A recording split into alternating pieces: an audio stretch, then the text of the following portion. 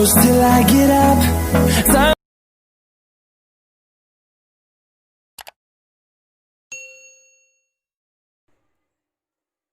Kali ini saya akan mereview hasil rangkuman saya mengenai presentasi kelompok 2 dengan judul kalimat dalam bahasa Indonesia. Pertama, pengertian kalimat. Kalimat merupakan satuan bahasa terkecil yang mengungkapkan pikirannya utuh, baik dengan cara lisan maupun tulisan. Pada kalimat sekurang-kurangnya harus memiliki subjek dan predikat. Bila tidak memiliki subjek dan predikat, maka bukan disebut kalimat, tetapi disebut frasa. Dalam wujud lisan, kalimat diucapkan dengan suara naik turun dan keras lembut, disela jeda dan diakhiri dengan intonasi akhir. Dalam wujud tulisan berhuruf Latin, kalimat dimulai dengan huruf kapital dan diakhiri dengan tanda titik, tanda tanya, dan tanda seru. Pengertian kalimat menurut para ahli berikut ini adalah pengertian menurut para ahli. A. Krida Laksana. B. Kerap. C. Darjo Wijoyo. Dan D. Dari Slamet Muljana. Menurut Krida Laksana, kalimat menurut Krida Laksana merupakan sebagai satuan bahasa yang secara relatif berdiri sendiri, mempunyai pola intonasi final dan secara aktual maupun potensial terdiri dari klausa. Klausa bebas yang menjadi bagian kognitif percakapan, satuan proposisi yang merupakan gabungan klausa atau merupakan satu klausa yang berbentuk satuan bebas, jawaban minimal, seruan, salam, dan sebagainya. Kerap. Kalimat menurut Kerap menyatakan bahwa kalimat sebagai satu bagian dari ujaran yang didahului dan diikuti oleh kesenyapan, sedang intonasinya menunjukkan bagian ujaran itu sudah lengkap.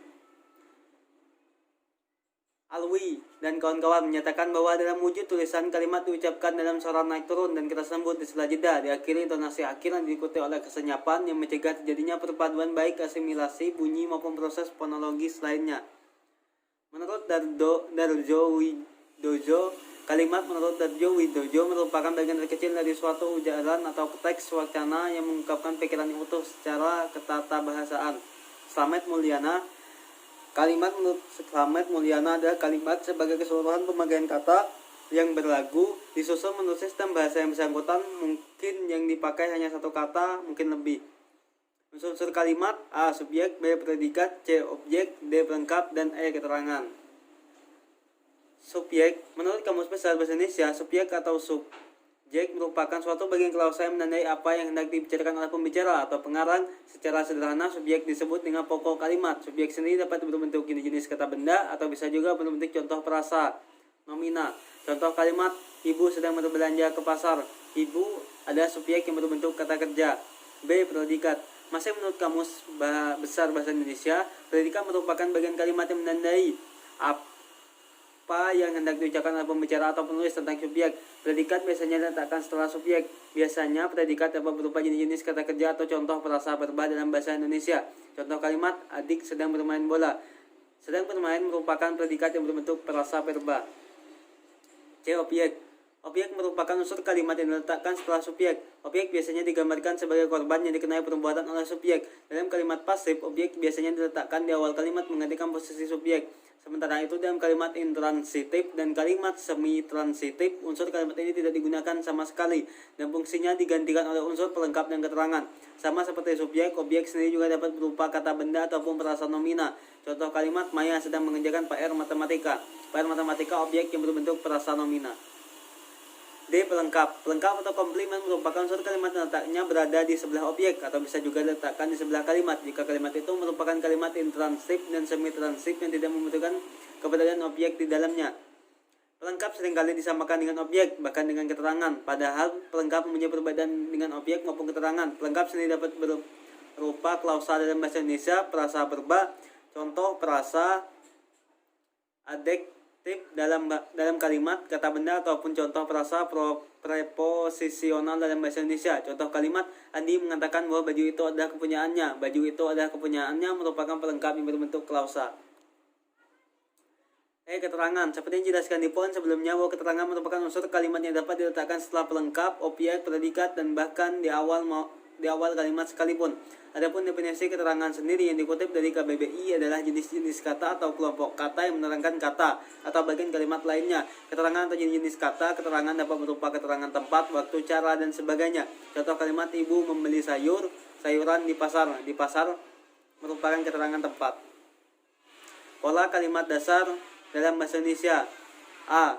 Subjek predikat. B. Subjek predikat objek. C. Subjek predikat pelengkap. D. Subjek predikat keterangan. E. Subjek predikat objek keterangan. F. Subjek predikat objek pelengkap. G. Subjek predikat pelengkap keterangan. H. Subjek predikat objek pelengkap keterangan.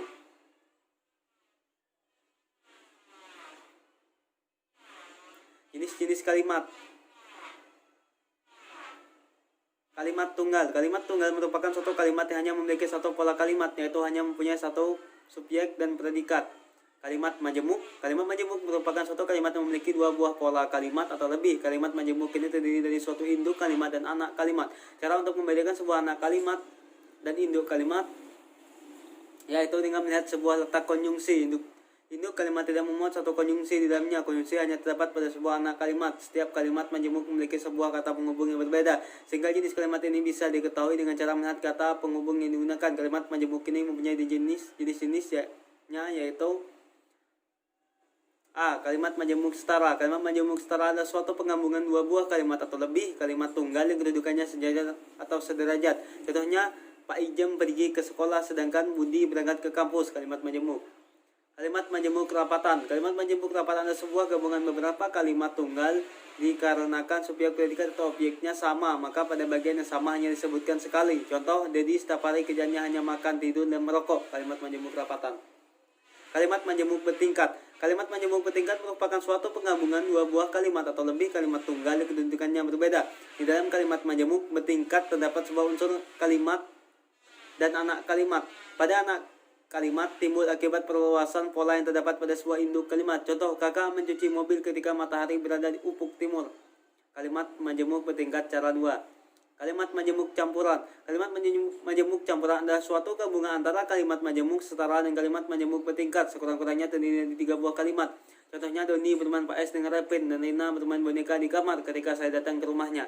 Kalimat majemuk campuran. Ciri-ciri kalimat. 1. Dalam wujud tulisan berhuruf Latin, kalimat dimulai dengan sebuah huruf kapital dan diakhiri dengan sebuah tanda titik, tanda tanya, dan tanda seru. Kalimat dalam wujud tulisan diucapkan dengan suara naik turun dan keras lembut di sela jeda dan diakhiri dengan sebuah notasi intonasi akhir. Sebuah kalimat paling kurang mengandung suatu subjek dan predikat. Merupakan satu kesatuan bahasa yang memiliki fonem dan morfem. Fonem adalah bunyi pada sebuah bahasa yang membedakan makna dalam sebuah kata, sedangkan morfem adalah bentuk bahasa yang mengandung arti pada sebuah kata.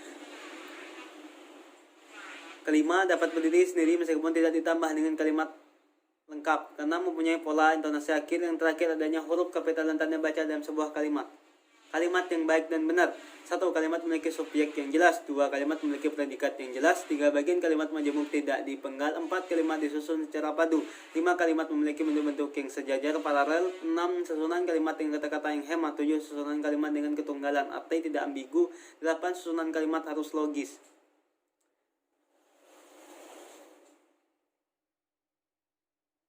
Kesimpulannya, kalimat adalah satuan bahasa terkecil dalam wujud lisan atau tulisan yang mengungkapkan pikiran yang utuh. Dalam wujud lisan, kalimat diucapkan dengan suara naik turun dan keras lembut di sela jeda dan diakhiri dengan intonasi akhir. Dalam wujud tulisan berhuruf Latin, kalimat dimulai dengan huruf kapital dan diakhiri dengan tanda titik, tanda tanya, dan tanda seru. Adapun unsur kalimat terdiri atas subjek, predikat, objek, pelengkap, dan keterangan. Pola dasar kalimat bahasa Indonesia terdiri atas kalimat dasar berpola SP, kalimat dasar berpola SPO, kalimat dasar berpola SPPL, kalimat dasar berpola SPK, kalimat dasar berpola SPOK, kalimat berpola dasar SPOPL, kalimat berpola dasar SPPPLK, dan kalimat yang berpola dasar SPOPLK. Ini jenis kalimat terdiri dari kalimat tunggal dan kalimat majemuk. Kalimat tunggal merupakan suatu kalimat yang hanya memiliki satu pola kalimat, yaitu hanya punya subjek dan predikat, sehingga merupakan unsur kalimat dasar yang sederhana. Sedangkan kalimat majemuk terdiri atas kalimat majemuk setara, kalimat majemuk kerapatan, kalimat majemuk bertingkat, dan kalimat majemuk campuran. Adapun kalimat yang baik dan benar yaitu memiliki subjek dan predikat yang jelas. Bagian kalimat majemuk tidak dipenggal, kalimat disusun secara padu, kalimat memiliki bentuk yang sejajar, susunan kalimat menggunakan kata-kata hemat, tidak ambigu dan logis. Sekian rangkuman yang bisa saya tangkap dari hasil presentasi kelompok 2. Saya akhiri. Sekian, terima kasih.